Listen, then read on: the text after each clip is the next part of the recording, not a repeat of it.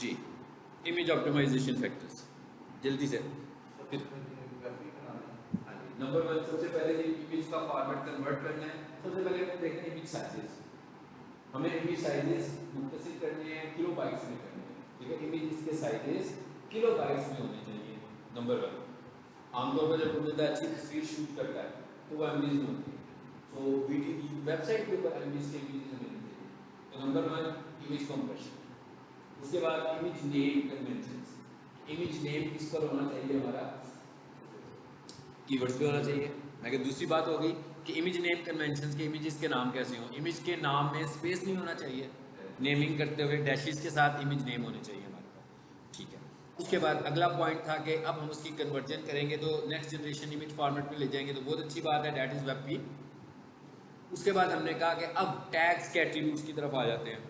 उनमें जो एक एट्रीब्यूट है ऑल्ट, 120 कैरेक्टर में है हमारे पास। तो 120 कैरेक्टर का मतलब है कि टाइटल में जब हम 60 कैरेक्टर्स में टाइटल लिख रहे हैं तो हम चाहें तो एक या दो कीवर्ड्स को भी वहाँ पर मैनेज कर सकते हैं आर्ट के अंदर। फिर टाइटल के अंदर भी कीवर्ड को हमने मैनेज करना है, और अगर हम विड्थ हाइट को भी यूज़ कर लेंगे। ये है इमेज ऑप्टिमाइजेशन जो हमने मुख्तसर बताई, और हर वेबसाइट पर हमें ये करनी है। एक वेबसाइट है उसमें 200 इमेजेस हैं, एक वेबसाइट है उसमें 1000 इमेजेस हैं, एक वेबसाइट है उसमें 1500 इमेजेस हैं। भाई सबके साथ ये प्रैक्टिस करनी है हमें, एक एक करके। इस तरह करने से क्या होगा, फॉर एग्जांपल एक MB की फाइलें भी होंगी, तो आप नंबर ऑफ इमेजेस को मल्टीप्लाई करो, और जब आप उनको 300 किलोबाइट्स में करोगे तो आपको डेफिसिट पता लगेगा आपने कितने सारे किलोबाइट सेव कर दिए। जब किलोबाइट सेव किए तो इसका मतलब क्या हुआ कि इमेज का लोड टाइम कम हो गया, इमेज की स्पीड इंप्रूव हो गई, ठीक है। चलिए अब आ जाते हैं आगे। व्हाट इज रीडायरेक्ट, यानी अगर हमने इमेज की एसईओ करनी है, ये जो मैंने अभी बातें बोली हैं ये चीजें हैं जो हमें क्रॉस चेक करनी है, ठीक है।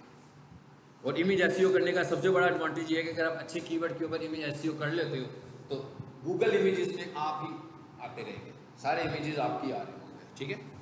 अच्छा, what is redirect and type of redirects. Redirect का मतलब क्या है, नाम से पता लग रहा है कि भाई एक जगह से दूसरी जगह ले जाएगा। अच्छा, अब रीडायरेक्ट की बात करें तो हमारे पास दो तरह के रीडायरेक्ट्स होते हैं, एक को हम बोलते हैं फिजिकल रीडायरेक्ट और एक को हम बोलते हैं वर्चुअल रीडायरेक्ट। इस वक्त जो हम रीडायरेक्ट पढ़ रहे हैं फिजिकल रीडायरेक्ट, कि फिजिकली एक जगह से दूसरी जगह जाना। मिसाल के तौर पर abc.com लिख के अगर हम एंटर करेंगे तो वो XYZ पर चला जाए, तो इसे हम बोलेंगे कि ये फिजिकल रीडायरेक्ट है।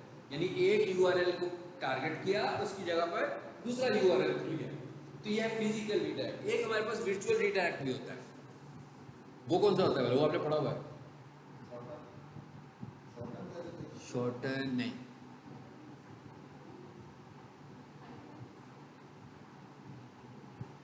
आपका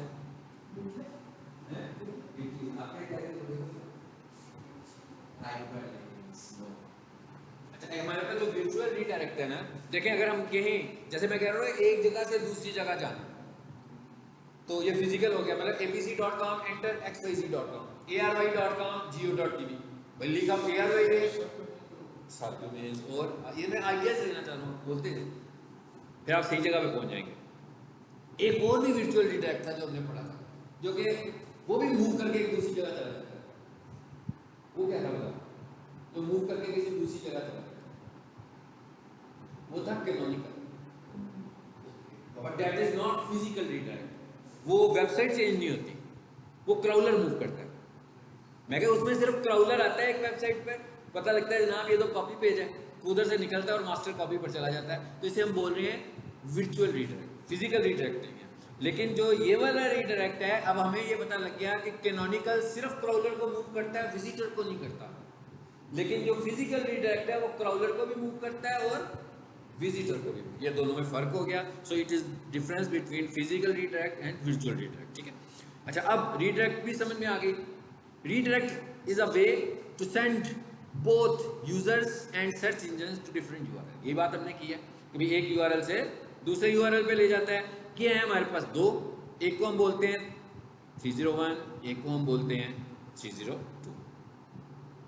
302 वाला जो रीडायरेक्ट है ये कहलाता है परमानेंट रीडायरेक्ट, और 302 वाला रीडायरेक्ट है वो कहलाता है टेम्परेरी रीडायरेक्ट। मिसाल के तौर पर हम ये कहते हैं कि जनाब ये वाला जो क्लासरूम है, अब आइंदा से यहाँ पर स्पोकन इंग्लिश की क्लास होगी, ठीक है।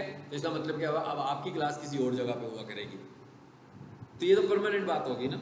लेकिन अगर ये कहेंगे भाई इस क्लासरूम में पेट हो रहा है तो 2 दिन आपकी क्लास यहाँ पे नहीं होगी, ठीक है, फिर आपको तीसरे दिन यहीं पे क्लास होनी है। तो इसका मतलब ये होगा कि ये परमानेंट नहीं है, ये टेम्परेरी तौर पर हमने ये सब काम किया।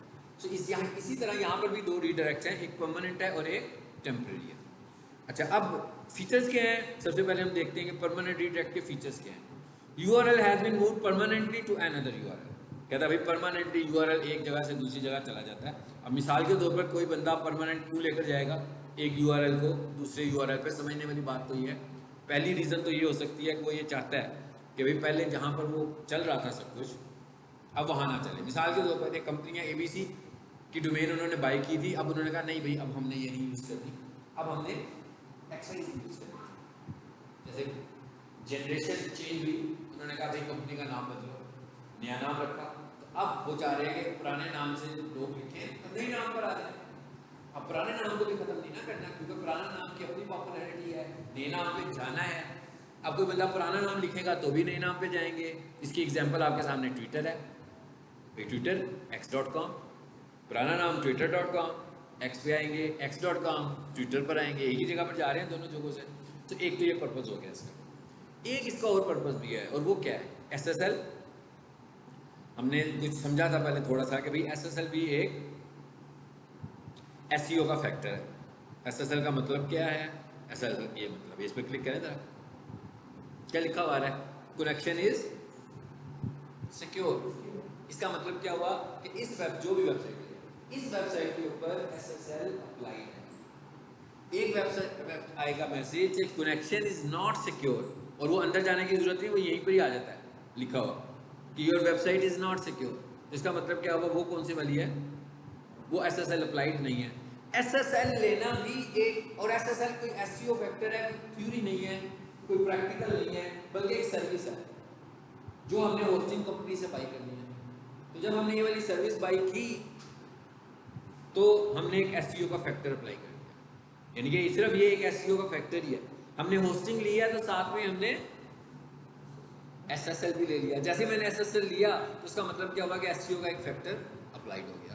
ऐसी वेबसाइट्स जो सिर्फ HTTP पर होती हैं उन्हें हम बोलते हैं,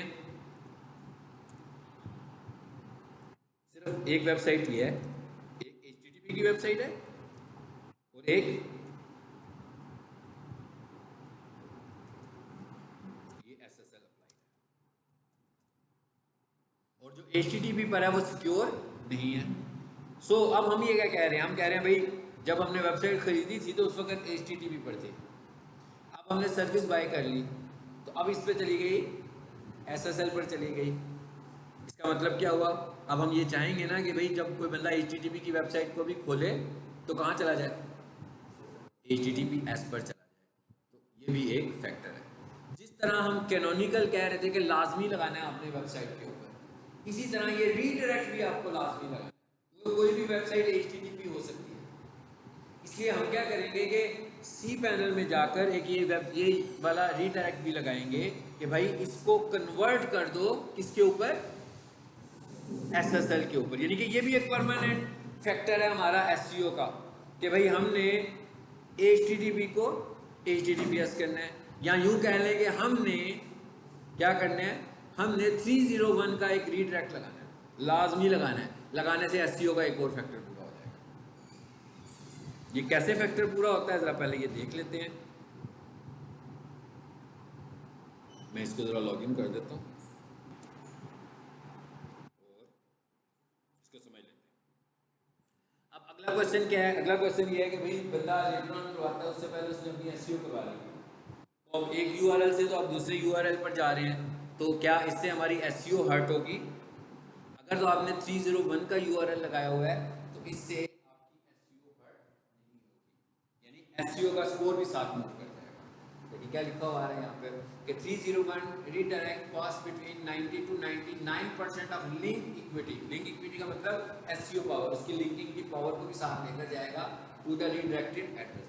यानी कि जो आपका रीडायरेक्शन वाला एड्रेस होगा वहाँ पर आपको ऐसा नहीं है कि SEO ड्रॉप हो जाएगी, आपकी SEO का जो स्कोर है साथ मूव कर जाएगा।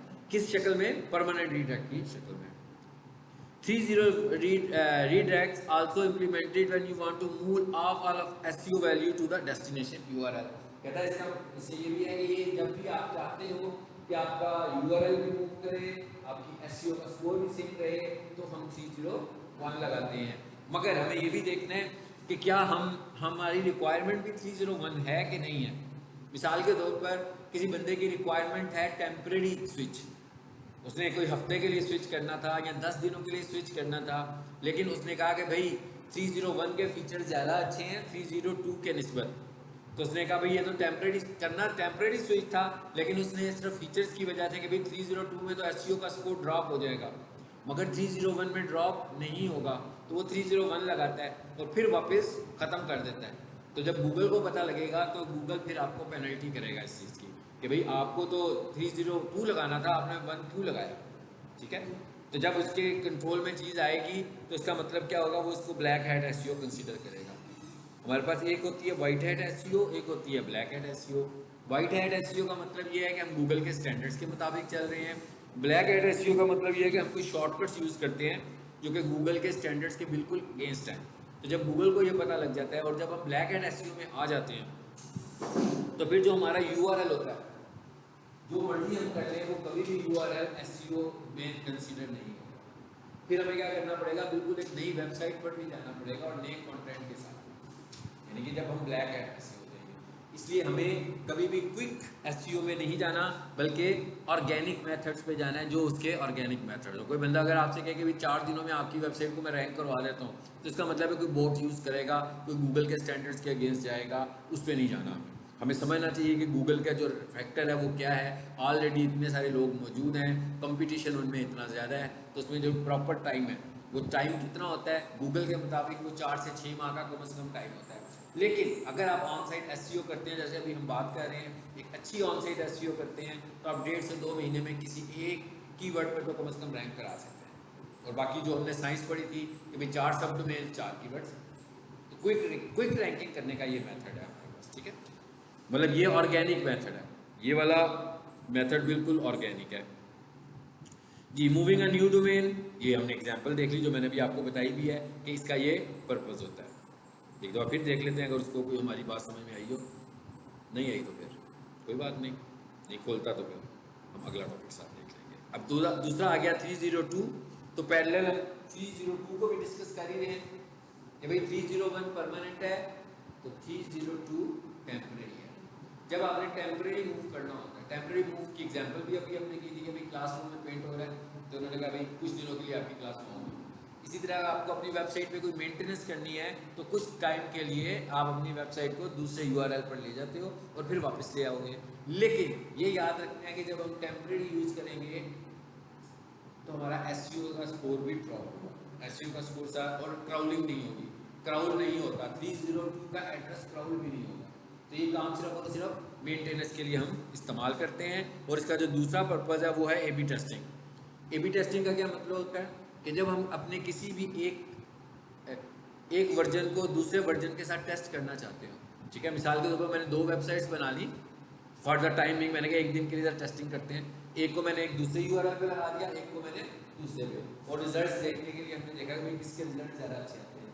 It is called A B testing. जब हम अपने ही बनाए हुए किसी आइटम को 2 वर्जन्स में कन्वर्ट कर लें। ठीक है, कि इसका पहले जैसे मैंने भी अभी 6 से 7 क्लास पढ़ाई सेम टॉपिक पर, फिर मैंने 7 से 8 क्लास पढ़ाई सेम टॉपिक पर, मैंने खुद ही वीडियो सुन ली, फिर मेरे को ये वाला अच्छा लगता है, इसको अपलोड कर दो। It is called A B testing. तो कहता है इस मकसद के लिए भी आप 302 को इस्तेमाल करते हो। ठीक है, अब ये प्रैक्टिकल इसका मैं आपको अगली क्लास में कराऊंगा, क्योंकि ये हम होस्टिंग पे जा ही नहीं पा रहे। ठीक है, अब दूसरे नंबर पर क्या चीज़ आ गई है, इसको हमने अभी पहले देख भी लिया, HTTP और HTTPS। अगर आपकी वेबसाइट SSL प्रोटेक्टेड है, SSL protection is a SEO factor. SSL protection हमारे पास SEO का एक बहुत स्ट्रॉन्ग फैक्टर है। यानी मैं जैसे SEO के बाकी फैक्टर्स अप्लाई कर रहा हूँ, मेरे पास एक वेबसाइट आती है, वो HTTP पर है कि HTTPS पर है। अगर वो HTTP पर होगी तो मैं सबसे पहले तो क्लाइंट से कहूँगा कि भाई SSL बाय कर लो, फिर वो क्या हो जाएगी, SSL पे कन्वर्ट हो जाएगी। ठीक है, so HTTP is HTTP with encryption. अगर मैं इन दोनों को कंपेयर करूँगा इनमें फ़र्क क्या है, तो बिल्कुल ऐसे ही है जैसे आप कोई TCS मंगवाते हैं। ठीक है, तो एक माउस खरीदें तो माउस आपके पास डब्बे में आता है, सील टेपे शेपे उतारने में काफ़ी एफर्ट करनी पड़ती है आपको, है ना। तो एक तरीका यह है कि माउस ऐसे है, तो अगर आपके पास माउस ऐसा आएगा तो आप में से कोई भी उसे कंसीडर नहीं करेगा कि भाई ये तो नया माउस भी नहीं है, पैकिंग में भी नहीं है, यूज लगने लगा हुआ है। इसी तरह जब आपका डाटा ट्रैवल कर रहा होता है विदाउट प्रोटेक्शन तो वो ओपन होता है, उसे कोई भी यूज कर सकता है ऑनलाइन, यानी हैकिंग एक्टिविटी होने के चांसेस ज़्यादा हैं। लेकिन जब हम SSL प्रोटेक्टेड करिए, यानी जब हम HTTPS में करते हैं तो हमारा डाटा जो होता है वो पैक होकर ट्रैवल करता है, यानी इसका मतलब कोई भी उस डाटा को देख नहीं सकता और उसके हैक होने के चांसेस खत्म हो जाते हैं। एक्चुअली होता क्या है कि एक सिग्नेचर लग जाता है उसको, एक सील लग जाती है उसको जब वो सोर्स से निकलता है, जब वो डेस्टिनेशन पे पहुंचता है। यूँ कह लें कि हमने एक होस्टिंग ली, हमारा जो सर्वर था वो सिंगापुर में था, अब हमारा क्लाइंट कभी इस्लामाबाद में बैठा है, कभी सिंगापुर में बैठा है, कभी अमेरिका में बैठा है, कभी इंडिया में बैठा है, जो वेबसाइट खोलता है तो पैकेट वहाँ से निकलता है सिंगापुर से।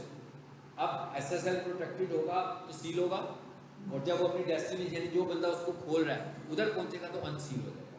It is called SSL protection, ठीक है, इसे हम SSL प्रोटेक्शन बोलते हैं। The difference between the two protocols that HTTPS uses SSL to encrypt normal HTTP request. As a result, HTTP is far more secure. यही बात मैंने आपको बताई है, ठीक है। A website that uses HTTP has HTTP, जबकि वो जो दूसरी होती है वो HTTPS इस्तेमाल करती है, जैसे अभी मैं कह रहा था कि सिक्योर, मैंने आपको URL में दिखाया भी है। अगर हम वो 4-5 माह पहले ये सब कुछ देखते तो हमें यहीं पर ही जो है ना वो नज़र आ जाता था लॉग। अगर आप लोगों ने कभी वेबसाइट विजिट की हो पहले, तो पहले ये वेबसाइट यहीं पे ही आपको नज़र आ जाती होती है। इस पर क्लिक करें जरा, आ रहा है नॉट सिक्योर। मैं क्या कह रहा है ना कि ये वेबसाइट ये वाला आपका अकाउंट जो है वो सिक्योर नहीं है, लेकिन जब मैं इस पर क्लिक करता हूँ तो क्या आता है, यार है कनेक्शन इज सिक्योर। पहले क्या होता था, पहले ये होता था कि इसके अंदर मुझे लॉक नज़र आ रहा है, ये वाला, पहले ये वाला लॉक आपको यहीं पे नज़र आ जाता था, आता था ना पहले। तो ये वर्जन, ये गूगल क्रोम का वर्जन अपडेट हुआ तो उन्होंने फिर इसको अपडेट कर दिया। बिल्कुल उसी तरह जैसे यहाँ पर अगर आप देखेंगे तो इसका ये आइकन पर ये लिखा होगा, इसका आइकन भी डिफरेंट होता था। ये किस चीज़ का आइकन है, एक्सटेंशन का आइकन। पुराने वर्जन ये ऐसे समझ लें जैसे विंडो का नया वर्जन आता है ना, तो ये गूगल क्रोम का भी नया वर्जन जो आया होगा ना रिसेंट मंथ्स में, तो उसमें ये सारी अपडेट्स आई हुई है, ठीक है। अब आ जाए वापस, व्हाट SSL स्टैंड फॉर। थोड़ा सा ये थ्योरी है, प्रैक्टिकल कॉन्सेप्ट हमने सारा ले लिया, ठीक है। ये क्या होता है ज़रा समझ लेते हैं। SSL stand for secure socket layer, ठीक है, is a standard security technology for establishing an encrypted link between server and client. यही बताया आपको मैंने अभी कि भाई हमारी वेबसाइट होस्ट हुई तो सिंगापुर के सर्वर पे पड़ी हुई है। अब दो लोग हैं, एक है सर्वर जहाँ पे वेबसाइट ने स्टोर होना है, अपलोड होना है, जैसे मैंने अपलोड करवाई थी वो सर्वर पे चली गई। एक है इसको क्लाइंट यूज़ कर रहा है, यानी एक बंदे ने फैसलाबाद से वेबसाइट खोली, एक ने कराची से खोली, एक ने इंडिया से खोली, तो ये कौन सी साइड है, ये क्लाइंट साइड है। तो वो ये कह रहा है कि इन दोनों के दरमियान में मैं आपको सिक्योरिटी प्रोवाइड कर रहा हूँ कि किसी बंदे ने भी कोई एक्सेस की एक रिक्वेस्ट भेजनी है कि भाई www.abc.com, तो वो रिक्वेस्ट कहाँ जाएगी, सर्वर पे, सर्वर उस वेबसाइट को उस क्लाइंट तक लेकर जाएगा ट्रैवल करवा के। तो कहते हैं ये जो ट्रैवलिंग का पीरियड है, बीच वाला पीरियड है, वैसे तो देखिए ना हमारा डाटा कैसे जा रहा है, वाइट्स के थ्रू जा रहा है, तो उसके अंदर से डाटा हैक होता है। तो उसने कहा जब डाटा आपका ट्रैवल करेगा उसको कोई बंदा हैक नहीं कर सकता। उसने जाकर अनसील कहाँ पर होना है, अपनी डेस्टिनेशन पर, यानी क्लाइंट साइड पे जाकर उसने अनसील होना है जी। SSL certificate is a bit of code on your web server that provide security for online communication. ये मैंने आपको बताया। When a web browser contact your secure website, the SSL certificate enable an encrypted connection। तो कहता है ये SSL certificate क्या करता है, इनक्रिप्टेड कनेक्शन क्रिएट कर देता है ताकि रास्ते में किसी को भी ना पता लगे कि ये डाटा कहाँ पर जाने लगा है। It is a theory, networking theory, इसका SEO से कुछ लेना देना नहीं, लेकिन सर आपको समझ आ जानी चाहिए क्या बात है ये, ठीक है। अभी एक और मुश्किल बात भी हमें करनी है, वो क्या है,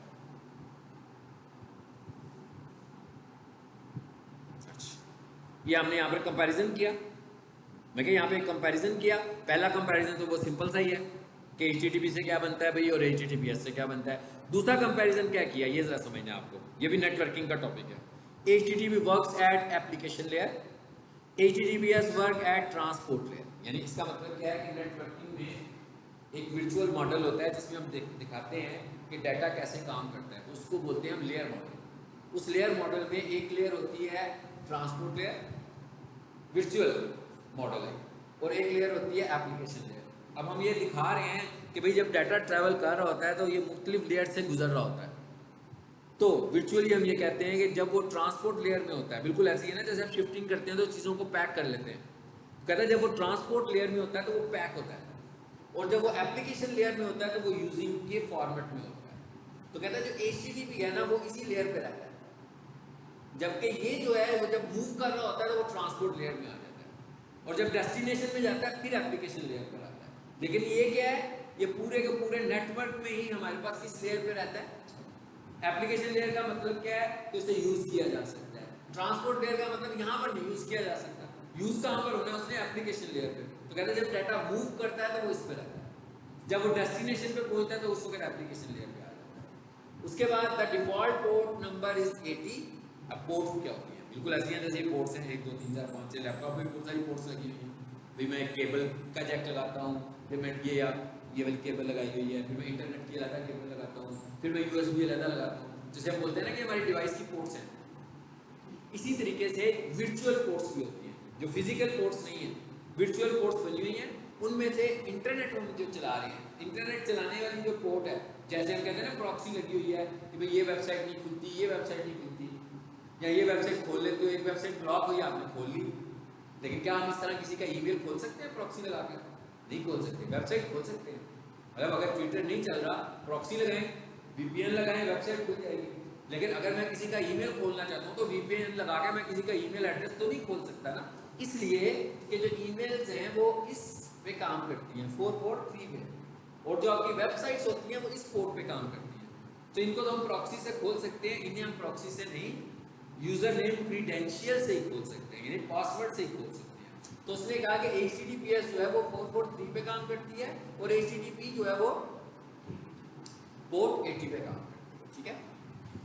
और आखिर में वही बात है जो हमने पहले भी डिस्कस की कि नो इंक्रिप्शन, ये इंक्रिप्ट नहीं होता, नजर आ रहा होता है, ठीक है। और जो HTTPS होता है वो इंक्रिप्टेड डाटा होता है, यानी उसे देख नहीं सकते। अक्सर आप देखते हो ना जो पासवर्ड लगाते थे, खासतौर पर पहले जब हम इंटरनेट चलाते थे ना तो पासवर्ड लिखते थे तो एकदम हमारा पासवर्ड इतना लंबा हो जाता था, तो एक्चुअली वो होता क्या था, वो इंक्रिप्ट कर देता था उसको, ताकि कोई बंदा देखे। मिसाल के तौर पर पासवर्ड चेक करने के इतने सारे सॉफ्टवेयर होते हैं, यहाँ पर मेरा पासवर्ड लगा हुआ है 3 कैरेक्टर में, 1 2 3 बस। अब वो एप्लीकेशन में कोई यूज करूंगा, वो क्या करेगा, डिफरेंट पॉसिबिलिटीज को चेक करेगा, तो मेरा पासवर्ड निकाल लेगा बीच में से।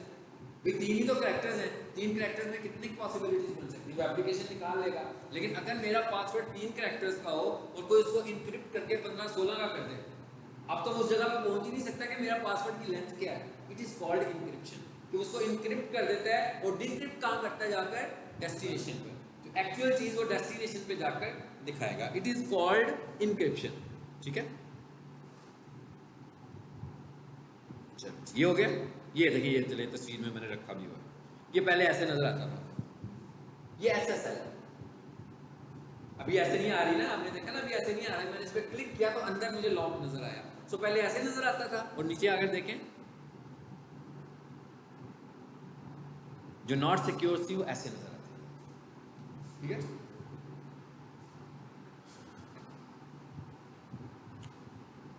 चलो ये भी हो गया, ये भी हो गया। तीसरा टॉपिक भी कवर कर लेते हैं, वो है 404। मेरा ख्याल है तो हम देख भी रहे थे 404, है ना जी। 404 को हम देख भी रहे थे कि जो पेज मौजूद नहीं होता तो हम जब वहाँ पर चले जाते हैं, उस जगह पर चले जाते हैं, तो वो 404 का पेज आ जाता है।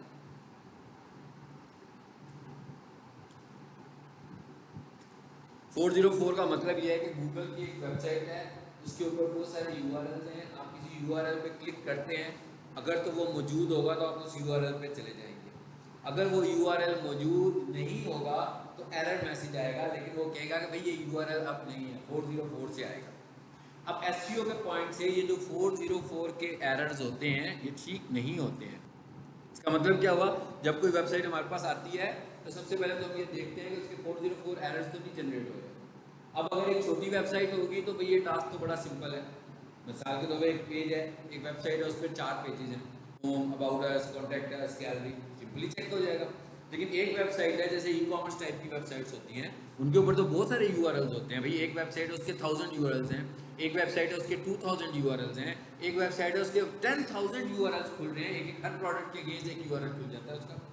तो इस तरह एक एक को चेक करना अब तो बहुत मुश्किल है, एक एक को नहीं चेक कर सकते, इसके लिए हमारे पास टूल्स होते हैं। ठीक है, स्लाइड में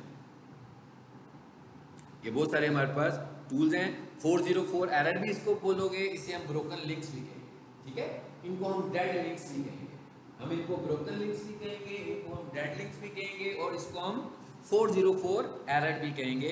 वो ये कह रहा है कि भाई इनको चेक करने के लिए ब्रोकन लिंक में चले जाओ Ahref के। अब ये टूल्स हैं सारे, ये स्लाइड में ये टूल्स हैं, ये मोबाइल पे नहीं प्ले होंगे, ये डेस्कटॉप पर या लैपटॉप पे प्ले होंगे। ठीक है, इस पीडीएफ फाइल को खोलोगे, इस पर क्लिक करोगे तो ये एक टूल है, इस पर क्लिक करोगे तो ये एक टूल है, इस पर क्लिक करोगे तो ये तीनों टूल्स हैं, और तीनों टूल्स किसी भी वेबसाइट के ब्रोकन लिंक चेक करके आपको देंगे।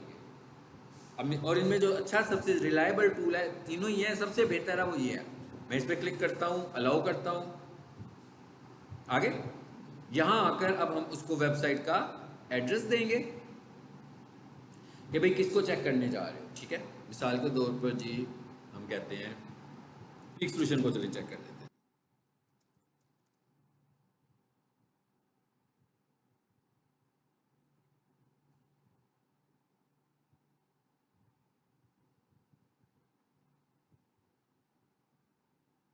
इतना लंबा यूआरएल आ गया भाई, इधर नहीं जाना, हमें होम पे आना। इसको यूआरएल को कॉपी करें, इधर आए, यहाँ बुलाकर इसे पेस्ट कर दें और चेक ब्रोकन लिंक्स।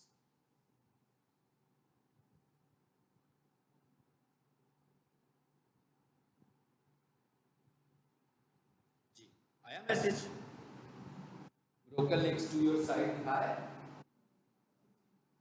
ठीक है ना, कह रहा है इसमें 60 ब्रोकन लिंक्स मौजूद हैं। आ रहे, लेकिन एक चीज नोट करते हैं, इस वेबसाइट को देखते हैं, ये भी हमें समझना है।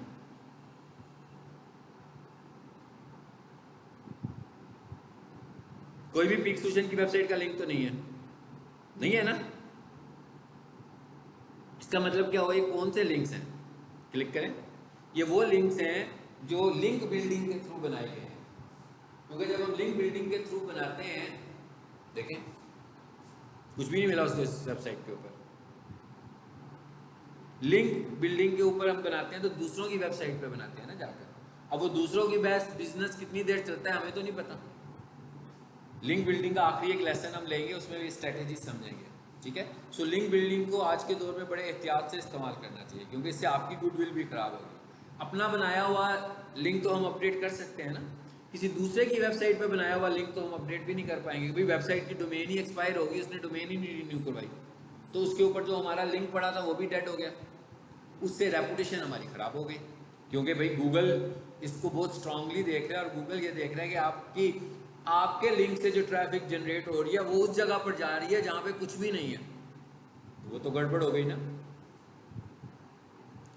इसलिए हमें ये चीज़ भी देखनी है। हाँ, हमारी अपनी वेबसाइट पे जो डेड लिंक्स होंगे ना, जरा देखते हैं, एक हमारे पास एक और वेबसाइट है उस पर भी होंगे, वो जो है ना रेनी मॉरस की, उस पर भी कुछ होंगे, देखते हैं कि उसमें अपने हैं कुछ।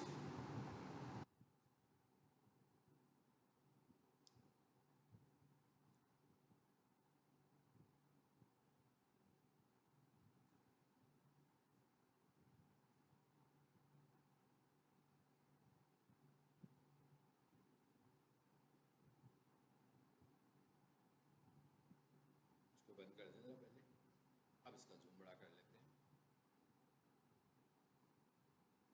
यहाँ पर पेस्ट करें जी वेबसाइट का दूसरा यूआरएल और इसको चेक करें। अब देखते हैं इसके कितने ब्रोकन लिंक्स हैं।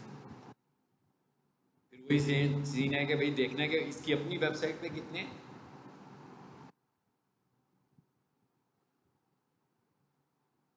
इनको भी हमें चेक करना है।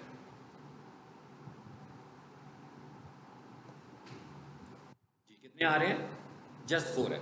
ठीक है, अब हम नीचे आते हैं ज़रा और देखते हैं कि कहाँ पर है। अब ये वाला तो हमारे कंट्रोल में, आप देख रहे हैं, इसका मतलब क्या हो सकता है कि ये वाली जो पेज है ये डिलीट कर दिया गया, इसको हम रिमूव करेंगे। मैं कहा इसको ये हमारे कंट्रोल में है, दूसरे में आओ ये भी हमारे कंट्रोल में है, तीसरे में आओ ये भी हमारे कंट्रोल में है, और चौथे में आए तो ये भी हमारे कंट्रोल में है। इसका मतलब क्या हुआ, देखें क्या कह रहे हैं, अब ये भी बैड रेपुटेशन क्रिएट कर रहा है कि भाई यूजर जब इस पर जाएगा आगे से तो पेज नहीं खुलना, तो ये भी हमें चेक करना है। और इसके बाद अगर हमारे साथ डेवलपर अटैच होगा तो हम उसको इन्फॉर्म करेंगे कि भाई ये वाली जो प्रोडक्ट्स हैं यहाँ तो आपका पेज रिमूव हो चुका हुआ है, तो इसे भी खत्म कर दें, इस हाइपरलिंक को भी खत्म कर दें जहाँ पे ये आ रहा है, या फिर अपना पेज ऐड कर दें। इसकी बहुत सारी रीजंस हो सकती हैं। मिसाल के तौर पर हम ये कहते हैं कि पीक सॉल्यूशन ने अपनी वेबसाइट के ऊपर एक लिंक लगाया हुआ था होम पेज के ऊपर, एडमिशन ओपन। वो कब लगा होगा, जब एडमिशन ओपन हुए होंगे, फिर 3 महीनों के बाद एडमिशन क्लोज हो गए, फिर उन्होंने क्या किया कि वो जो लिंक था, जो एक फॉर्म खुल जाता था, वो फॉर्म डिलीट कर दिया, लेकिन वो जो एडमिशन ओपन वाला हाइपर लिंक था वो ख़त्म नहीं किया। अब वो जब उस पर क्लिक कर रहे हैं तो आगे तो कुछ भी नहीं है, अब एरर जनरेट हो रहा है। अब इसका 2 तरीके हैं। इसका एक तरीका तो है कि वो जो एडमिशन वाला लिंक था उसी को डेड कर दें, यानी उसके अंदर से हाइपर लिंक रिमूव कर दें, और पेज बेशक पढ़ा रहे तो कोई गड़बड़ नहीं होगी, क्लिक ही नहीं होगा उस पर। ज़्यादा अच्छी प्रैक्टिस ये है कि उधर से उसको भी डिलीट कर दें, इधर से हाइपरलिंक को भी डेड कर दें। यानी ये चीज़ें हैं जो हमें रिजॉल्व करनी है, इन चीज़ों को फिर हमें बाद में रिजॉल्व करना है। So this type of error is called 404 error. ये फ्री में ही चेक हो जाते हैं, इन टूल्स के लिए हमें बाय करने की ज़रूरत नहीं है, ये सारे तीनों के तीनों फ्री टूल्स हैं। लेकिन आप जब ये काम कर रहे हो, किसी वेबसाइट की ऑडिट कर रहे हो, ब्रोकन लिंक्स का ऑडिट कर रहे हो, तो आप तीनों टूल्स के साथ करके रिपोर्ट बनाएं, ताकि आपको कंफर्म हो जाए कि कोई टूल तो नहीं गड़बड़ कर रहा। मतलब तीनों टूल्स में जो हमारे पास कॉमन आएंगे हम समझेंगे कि वो ब्रोकन लिंक्स हैं। ठीक, चलिए जी, हमने 3 टॉपिक्स किए, चौथा टॉपिक दिल खोल कर देखते हैं, अगर उसको कुछ समझ में आ जाती है तो ठीक है, नहीं आती है तो फिर क्या कर सकते हैं, एक दो बार फिर करके देखते हैं। वैसे अगर उसको वेब सोल पर जाता है कि नहीं जाता। अब तो वो कह रहा है भाई कुछ भी नहीं है यहाँ पे, सिर्फ वेब सोल्स पे चले जाते हैं।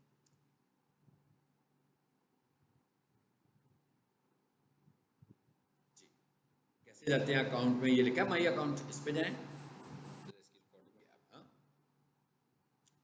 सर्विसेज में आए,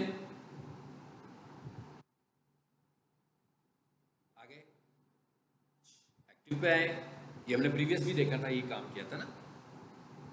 अब इसके सी पैनल में जाएंगे हम,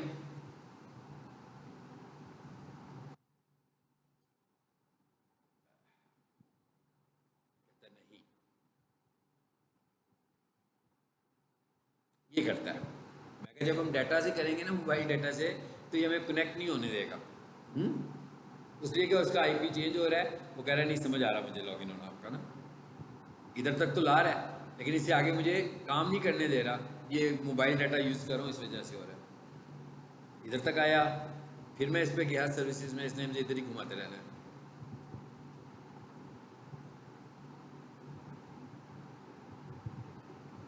देखें ये कह रहे हैं ना, प्रोटेक्शन टोकन कहता है प्रोटेक्टेड नहीं है आप ना, मतलब ये जो आपकी होस्टिंग होती है और जो सी पैनल के अकाउंट्स होते हैं इन पर बहुत ज़्यादा सिक्योरिटी लगी होती है। चलिए